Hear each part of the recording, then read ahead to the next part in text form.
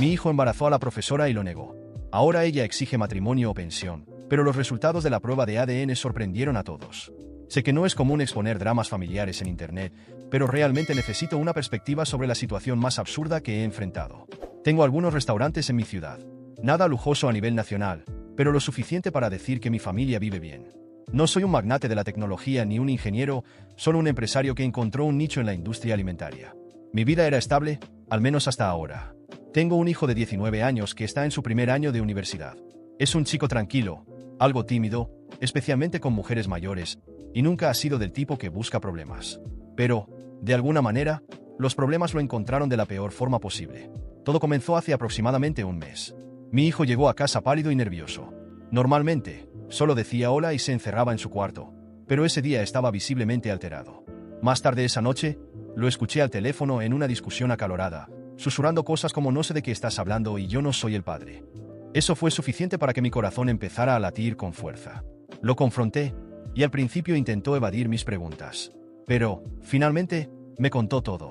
Una ex profesora de su secundaria se había puesto en contacto con él, alegando que estaba embarazada de su hijo y exigiendo matrimonio o pensión. Decir que estaba en shock sería quedarse corto. Mi hijo insistió en que todo era un absurdo, que nunca había estado con ella ni a solas con ella. Y yo le creo. Es brutalmente honesto y definitivamente no es del tipo que se involucraría con alguien casi 10 años mayor, mucho menos una profesora. Aún así, escuchar la palabra embarazada en relación con mi hijo adolescente me dejó intranquilo. Le pregunté si había alguna posibilidad de que hubiera hecho alguna tontería después de cumplir 18 años. Tal vez en una fiesta. Juró una y otra vez. Papá, no, eso nunca pasó. La profesora en cuestión había sido suplente en su escuela por un corto periodo durante su último año, así que el tiempo ya era sospechoso. Además, ella era mayor, probablemente a finales de sus 20 o principios de sus 30, lo que hacía que todo se sintiera aún más surrealista. Unos días después, esta profesora, llamémosla simplemente profesora, apareció en la puerta de nuestra casa. Era un sábado por la mañana, y yo estaba en la cocina organizando los recibos del restaurante. Mi hijo aún dormía en el piso de arriba. Tocaron el timbre y allí estaba ella, con los brazos cruzados y una expresión furiosa. Exigió hablar con mi hijo. Le pedí amablemente que se calmara y explicara lo que quería. Inmediatamente explotó en un discurso sobre cómo mi hijo había arruinado su vida y que teníamos que hacernos responsables como hombres. Entonces soltó una exigencia absurda. O mi hijo se casaba con ella o pagaba una suma elevada de pensión mensual. La parte del matrimonio me dejó en shock. Parecía un guión de una mala telenovela. Mantuve la calma y le pedí que se sentara y explicara todo. Se negó. Solo caminaba de un lado a otro en mi sala, lanzando acusaciones sobre el carácter de mi hijo y llamándome mentiroso cuando dije que necesitaba pruebas. Afirmó que los dos habían tenido una relación secreta después de que él cumpliera 18 años y que fue totalmente consensuada. Pero si eso fuera cierto, ella estaría en problemas por involucrarse con un estudiante que estaba bajo su supervisión. Entonces, ¿por qué actuaba con tanta seguridad? Toda la historia olía a estafa. Aún así, le dije que, si estaba segura de que mi hijo era el padre, haríamos una prueba de paternidad. De inmediato respondió que no confiaría en ninguna prueba que yo gestionara, acusándonos de ser lo suficientemente ricos como para sobornar a los técnicos del laboratorio. La paranoia en sus ojos era impresionante. Amenazó con que, si no cooperábamos, llevaría el caso a la justicia, haría pública la historia y destruiría la reputación de mi hijo. Hablaba como si no tuviéramos otra opción más que ceder y hacer todo lo que ella quería. Tan pronto como salió furiosa de mi casa, llamé de inmediato a un abogado que conocía. Me dijo que debíamos exigir la prueba de ADN sin falta y registrar cada interacción que tuviéramos con la profesora a partir de ese momento. Las disputas legales pueden ser complicadas, pero necesitábamos protegernos. Mi esposa, la madre de mi hijo, se enfureció cuando lo supo. Ella suele ser la más racional en casa, pero estaba lista para ir a la casa de la profesora y acabar con todo ahí mismo. Logré calmarla explicándole que necesitábamos resolver esto de la manera correcta. Mientras tanto, la profesora no dejaba de bombardearme con mensajes, alternando entre exigencias y amenazas. A veces actuaba como si pudiéramos resolverlo de manera amistosa si simplemente le pagaba. Otras veces insistía en que quería casarse de inmediato, como si eso tuviera algún sentido. Decía que tenía unos 5 meses de embarazo, lo que hacía que su cronología fuera aún más extraña. Afirmaba que el bebé era definitivamente de mi hijo, pero su historia sobre cuando supuestamente estuvieron juntos seguía cambiando. En este punto, mi mayor preocupación era que los tribunales pudieran tomar en serio sus acusaciones sin una prueba de ADN, o que ella difundiera rumores antes de que pudiéramos limpiar el nombre de mi hijo. Apenas estaba comenzando la universidad. Un escándalo así podría arruinar su futuro. Ya podía imaginar los murmullos en el campus. Ese es el tipo que embarazó a su profesora. Me enfermaba solo de pensarlo. Me puse en contacto con el director de la antigua escuela de mi hijo, alguien con quien había hecho negocios antes, y le expliqué esta situación absurda.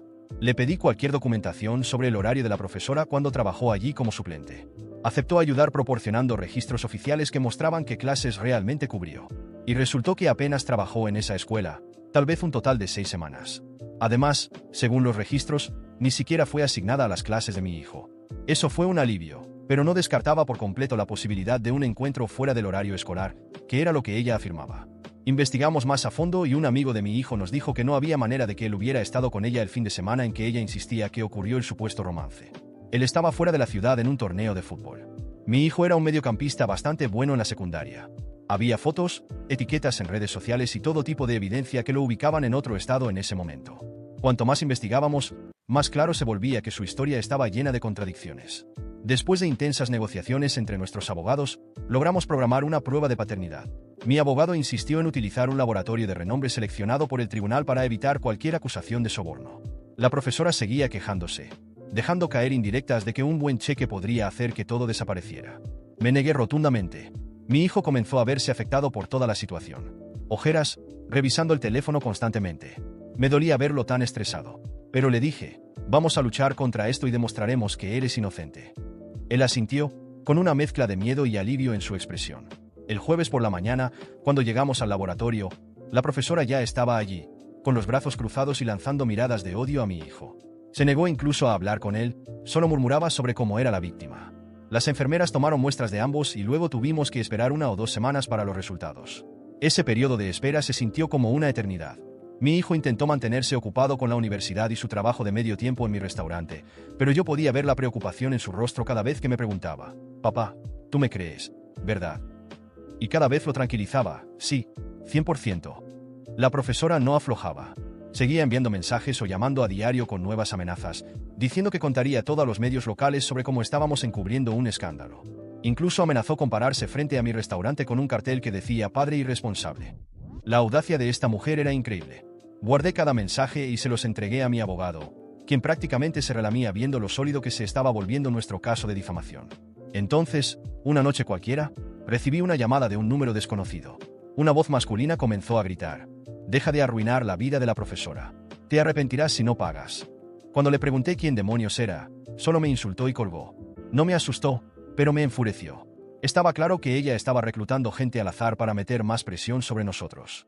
Mi esposa quiso presentar una denuncia de inmediato, pero mi abogado sugirió esperar hasta que llegaran los resultados de la prueba de paternidad. Así tendríamos una base sólida para presentar cargos por acoso o extorsión. El día en que llegaron los resultados de la prueba de paternidad fue el más surrealista de mi vida. Desde el principio, estaba completamente seguro de la inocencia de mi hijo. Teníamos pruebas, testimonios, registros que demostraban que ni siquiera podía haber estado con esa mujer. Y, sin embargo, cuando mi abogado me llamó con voz seria y me pidió que fuera a su oficina, sentí un escalofrío recorrer mi espalda. Algo estaba mal. Cuando llegué, mi hijo ya estaba allí, sentado en la silla, pálido y temblando. Mi esposa estaba a su lado, con los brazos cruzados, respirando con dificultad, como si estuviera conteniendo su furia. El abogado estaba serio, con los documentos sobre la mesa. Empujó el sobre hacia mí, con una mirada difícil de descifrar, dijo simplemente, «Las pruebas confirmaron que él es el padre». Mi mente se bloqueó. Tomé los papeles, leí los números, las probabilidades, la conclusión innegable. Compatibilidad confirmada. Probabilidad de paternidad, 99,99%. Miré a mi hijo, esperando que gritara, que dijera que había un error, que negara todo. Pero solo bajó la cabeza y se frotó las manos nerviosamente. «Hijo». Mi voz salió más baja de lo que esperaba. Él permaneció en silencio, con los ojos clavados en el suelo. Mi esposa perdió la paciencia primero. «Ya, nos pasaste un mes entero asegurando que esa mujer mentía». Yo, carraspeó, con la voz entrecortada. No sabía que era posible. ¿Cómo que no sabías que era posible? Sentí la rabia empezar a hervir dentro de mí. Yo, respiró hondo, cerró los ojos y soltó de golpe. Fue algo de Tinder. El silencio en la sala fue absoluto. Mi corazón se aceleró. Mis ojos se abrieron de par en par. Sentí mi presión subir. Mi esposa contuvo la respiración, como si estuviera a punto de explotar. El abogado simplemente cerró los ojos y se frotó la sien. ¿Algo de qué? Mi voz salió tensa, cargada de incredulidad. La conocí en Tinder en mi último año de secundaria. No sabía que era profesora suplente. Solo lo descubrimos después. Me escribió, hablamos, quedamos en salir. Pasó, pero solo fue una vez. Sentí que la cabeza me daba vueltas.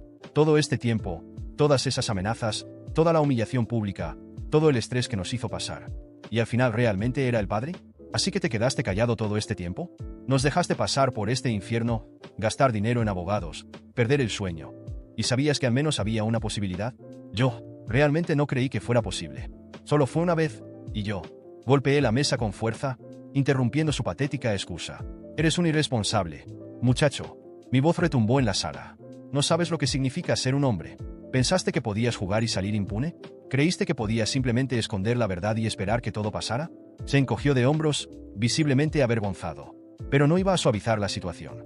Te mereces cada segundo de esta basura en la que estamos metidos. Te mereces ser demandado. Te mereces pagar hasta el último centavo de esa pensión. Y si la justicia decide que debes ir a prisión, que así sea. Porque tienes que aprender que tus acciones tienen consecuencias. Mi esposa estaba tan furiosa como yo. Le arrojó los papeles a la cara. Eres un idiota. Nos hiciste pasar vergüenza, exponernos, pelear con esta mujer, llamarla mentirosa. Y ahora tenemos que lidiar con esto. Mi hijo comenzó a llorar, murmurando disculpas, pero para mí no significaban nada. La abogada de la profesora presentó una demanda contra nosotros la semana siguiente. Alegaba humillación, daños morales, difamación y, por supuesto, exigía la pensión. No solo eso, sino que insistía en que el niño necesitaba un padre presente.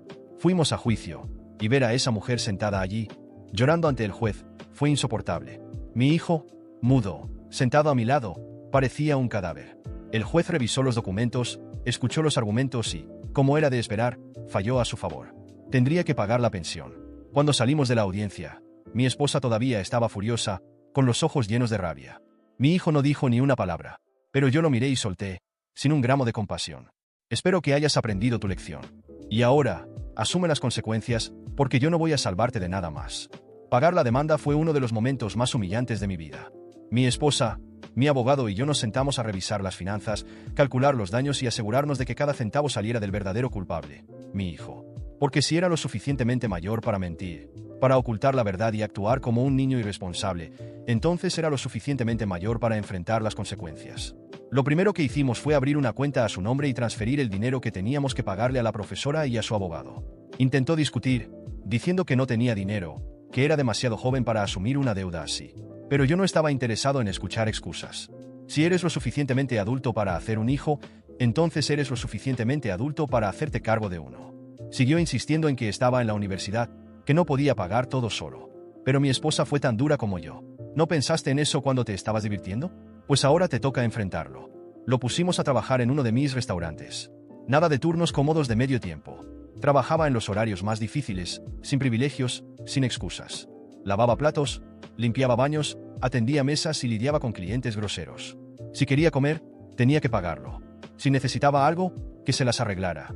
Ahora tenía una familia que mantener. Y cada vez que se quejaba, cada vez que decía que era injusto, solo tenía que recordarle mi humillación. ¿Injusto? ¿Injusto? Exploté un día cuando se atrevió a quejarse. Me hiciste pasar la peor vergüenza de mi vida. Hiciste llorar a tu madre.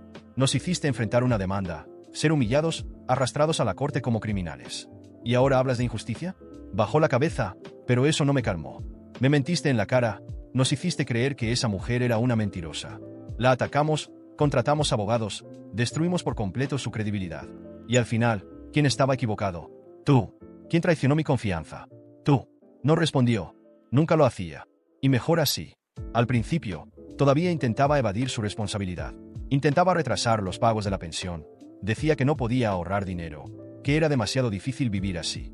Pero cada vez que intentaba escapar, mi esposa y yo estábamos ahí para recordarle la realidad. Si no pagas, vas a la cárcel. Así de simple. Aprendió rápido que el mundo no tiene piedad. Lo que más me dolía no era el dinero. Tenía dinero.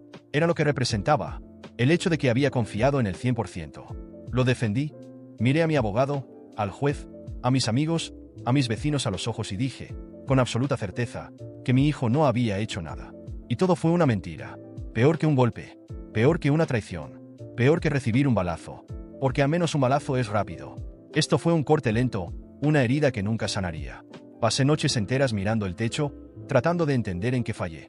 Como un hijo criado en un hogar estable, con padres presentes, con valores, pudo mentirnos a la cara y destruirlo todo. Mi esposa intentaba consolarme. Decía que él estaba aprendiendo, que estaba madurando. Pero yo veía la misma decepción en sus ojos. Ahora pagaba la pensión. Trabajaba, estudiaba, pero ya no había amor entre nosotros. Yo veía a un niño que había sido obligado a madurar de la peor manera posible. Y un día, cuando entré al restaurante y vi a mi hijo hablando con una mesera de una manera grosera, supe que aún no había aprendido nada. Estaba hablando en voz alta, impaciente, como si estuviera por encima de ella. ¡Ay! Mi voz cortó el aire. Se giró, y todos en el restaurante se quedaron en silencio. ¿Cómo le estás hablando? Crucé los brazos. Papá, solo estaba. Mi voz retumbó en la sala. Se quedó congelado. Caminé hasta él, quedando cara a cara. Ya arruinaste la vida de una mujer. Ya hiciste que una mujer llorara, sufriera, te demandara. ¿Ahora crees que eso te da derecho a tratar mal a otras? Se puso rojo. Bajó la mirada. Vas a aprender a respetar a las mujeres. Vas a aprender a hablar bien, a comportarte. Porque si alguna vez te veo tratando a una mujer como basura de nuevo, te juro por Dios que te vas a arrepentir. Asintió, tragándose su vergüenza. Ahora estaba cambiando. Pero no porque quisiera. Era porque sabía que si cometía un error más, lo perdería todo. Al final, nunca volví a confiar completamente en él. Mi hijo había aprendido una lección. Pero yo aprendí que confiar ciegamente puede ser el peor error de todos.